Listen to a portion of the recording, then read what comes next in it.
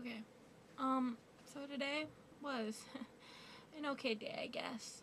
What did I do? Sorry, I just had this major, breakdown session, which I tend to have once a week or more.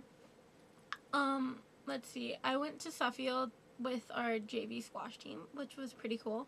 Yeah, it was exciting.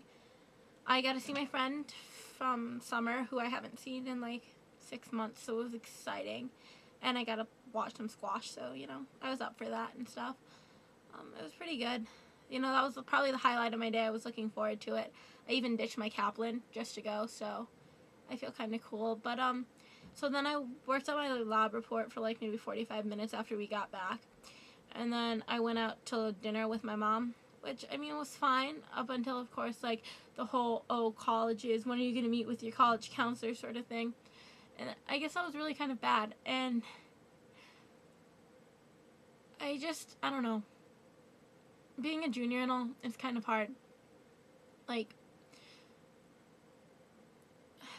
hard to explain because my mom and dad, or my mom's always saying that my parents don't have expectations. But the truth is that they do.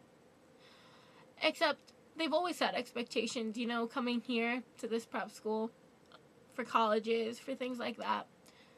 And it kind of hurts deep inside when they say we don't really care anymore. We don't care about what college you go to. We're fine if you go to Tungus Community College or if you go to Del Mar. We don't care if you even don't get into Del Mar. All that matters is that you go to a 4-year program.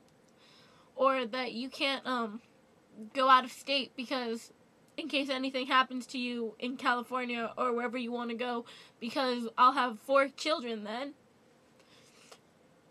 That hurts because my parents are thinking of adopting 2 kids from the Ukraine. One of them will be 10 and one will be younger than 4, which is my brother. And it hurts on the inside because in some senses it means that they truly don't care anymore. It's like I'm the oldest one, so I have to fend for myself. But at the same time, they're saying fend for yourself, but stay around home so we can keep an eye on you. And I find that funny because they sent me to England. Fine, no problem. I didn't have these problems, this sense of sinking or this sense that I'm failing. And I was happy. I was truly happy for probably once out of my 4 years of my high school career. And now they're even saying that I shouldn't go to do a post-grad year or do a second senior year somewhere else because that will cost a lot of money. And yes, I see the whole money aspect. I really do. But the fact is that before they even really considered adopting or anything like that, they were the people who told me that that's what I should do. That I should do that to get into a good college. And now it just seems kind of pointless, And I guess part of it might be my jealousy for the 2 adopted kids that may or may not be coming. But at the same time, I can't see how they want to push me out just because I'm older. I became a boarding student just because I had my baby sister, who's going to be 2 soon in April.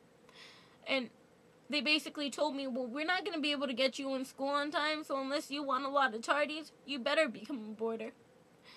And that hurt, but it was all right. I'm doing better now that I'm a boarder. My studies are better. But at the same time, it's just I know I can't go home. And even though I want to become a day student next year, my dad's like, no, you better stay at school. It's I don't have a choice in what I do anymore because it doesn't really matter. What matters is that I'm out of their hair. And yet for college, they want me out of their hair, but close enough so that basically I'm like the brush. They don't necessarily want me in their hair, but they want me close enough in case they want to use me. And right now I can't stand that. I can't stand the pressure of being here with people that I necessarily don't really care about because I've been put into this mold.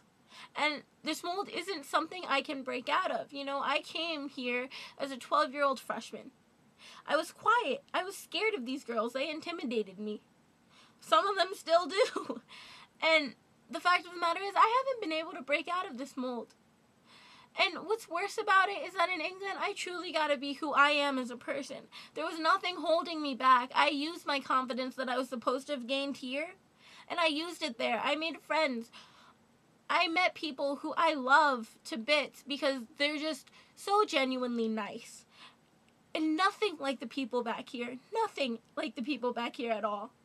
Like here, it's just because it's probably all the elite kids, you know, here in this school for girls, you know, to shape a changing world. And at the same time, being amongst all these people who are going to shape a changing world, I feel like I'm going to be the one who's sweeping their offices. I'm going to be the janitor. I'm going to be the one serving them their food at McDonald's because I feel like I'm just sinking here and sinking and sinking and being back here, I feel like I'm sinking. And even in England, people say, well, the work must have been easier. It wasn't easier. If anything, there was more work there. But I just felt like I could handle it. I was strong enough to handle it. I knew how to do it. But here, I just can't do it. They give me tests. No matter what tests I take, I still fail them. I mean, I don't fail tests, but I don't do as well as I thought I did because I just can't take tests, and my parents use that against me. But of course they've never thought, oh well, maybe she might have a learning disorder or anything like that. And I don't know, it just pisses me off that I'm really the one that's getting shafted in this whole thing. But of course I'm not going to get as shafted as my other brothers and sisters because when they all go off to college, they're going year after year apart. So I mean, I guess I'm lucky in that sense, but I hate the fact that they want to just shove me off. And I don't know. That's my rant for today about colleges and worry and stress. But the other half of the day was pretty good. Well, bye.